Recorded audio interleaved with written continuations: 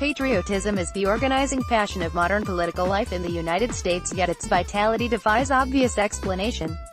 The country has no national education system. There's neither compulsory military nor civil service. No government agency distributes the ubiquitous U.S. flags, nor enforces observance of the rituals to country performed at schools and sporting and political events throughout the country. Despite lacking the classic machinery for inculcating patriotism and spreading it among the people, American patriotism is a norm in the true sense. At least within the U.S. itself, it exists in a place without question. One of the conceits of American patriotism, that it is a salubrious version of the pernicious nationalism that other countries have, has helped to protect it from critical questioning of almost any type. The kinds of 20th-century leftist political movements that in principle opposed nationalism fared poorly in the U.S., and this might be why popular justifications for the country's patriotism tend to be shallow. They are often based on appeals to treasured details of family or community life. Patriotism is Little League baseball on a warm summer day, the courtesy of the small-town merchant, a neighborhood rebuilding together after a destructive storm.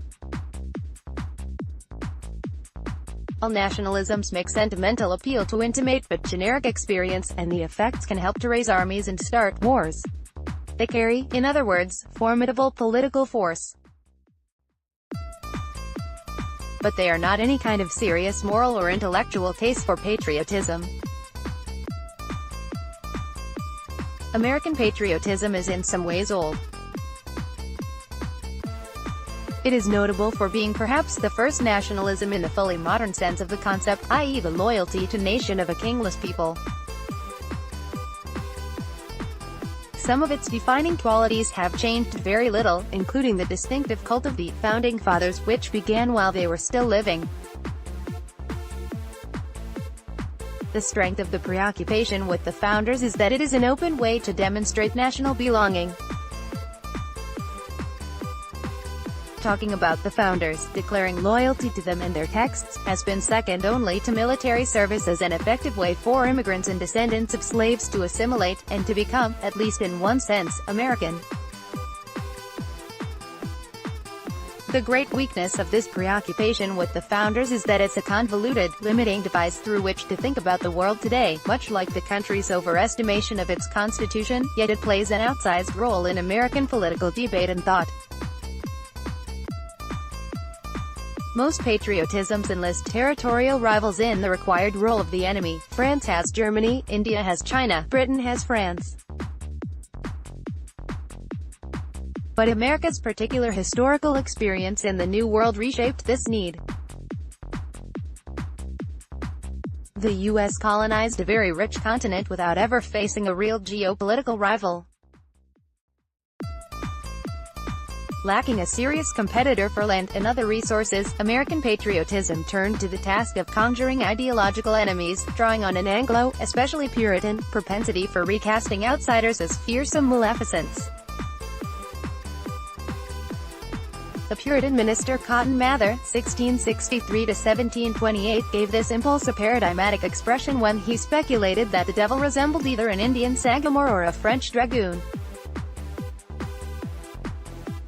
American patriotism has always depended on conjuring alleged conspiracies from migrants or outsiders bearing existential threats, foreign devils all.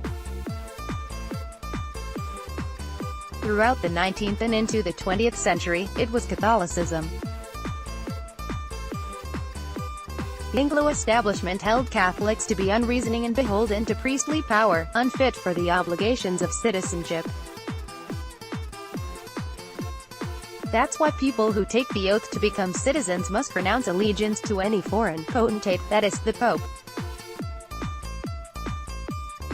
Then the Cold War made it communism, like Catholicism, a nebulous and formidable global power, yet also moving invisibly in the hearts and minds of immigrants, to undermine the country from within. Now rival camps differ as to whether the existential threat is Sharia or Russia. The split among Americans as to whether imams or Russian bots present a greater threat to the country is indicative of political polarization. At a deeper level, it also indicates a certain turmoil within U.S. patriotism, a result of its increasing incoherence. Quite simply, exceptionalism has always been core to American patriotism, and American exceptionalism is no longer tenable. Exceptionalism is the idea that the country bears some special lesson for the rest of the world, some vital role in world history. But if the U.S. represents something invaluable to the rest of the world, what is that? In the 18th century, an experiment in Republican government filled the bill of exceptionalist pretensions. In the long 19th century, the availability of land for settlers, combined with political democracy and capitalism, compared favorably with Europe's aristocratic regimes. After the Second World War, the shared prosperity of post-war economic boom helped to revitalize U.S. exceptionalism. Now, there's no good answer. This core component of American patriotism, the popular conviction in a world historical role for the U.S., is unlikely to continue. First, it is increasingly difficult not to notice that in many basic matters of government and society, including healthcare, public education, gender equity, social mobility and prosperity, economic fairness, childcare, environment and more, the U.S. has fallen behind most of the developed world. The U.S.'s world historical ambitions have simply not kept pace with world history. Secondly, the wars. Wars are nation-making events, but they can also be unmaking ones. If your patriotism is linked to pretensions of a world historical role, what do you do when the world chooses not to emulate you, or when it, Afghanistan, Iraq, Libya, doesn't want your Americanization project? Mere military supremacy, especially when it proves ineffective at achieving its goals, is unlikely to be enough to sustain the exceptionalist heart of American patriotism. Killing or dying for a principle might be just. But principles are universal, not confined to the good of a particular nation, and patriotism, by definition, is concerned only with the good of the nation. The United Nations Universal Declaration of Human Rights, 1948, uses the word universal 5 times, and further specifies that the rights apply to all peoples and all nations, and all children.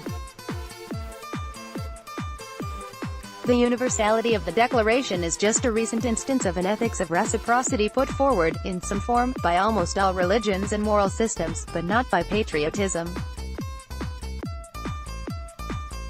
Nearly 2 decades into the 21st century, the premise that all people deserve the same basic recognition and protections should be a conservative principle.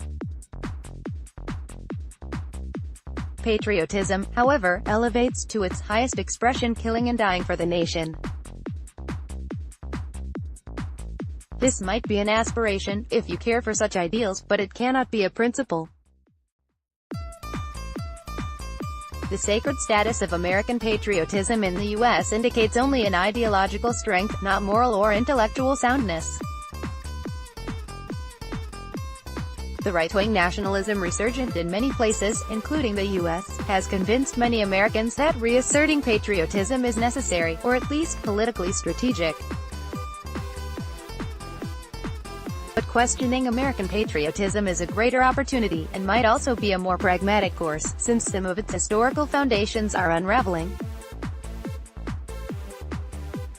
It is time to start treating American patriotism, the most deadly form of identity politics, as a question, not an answer.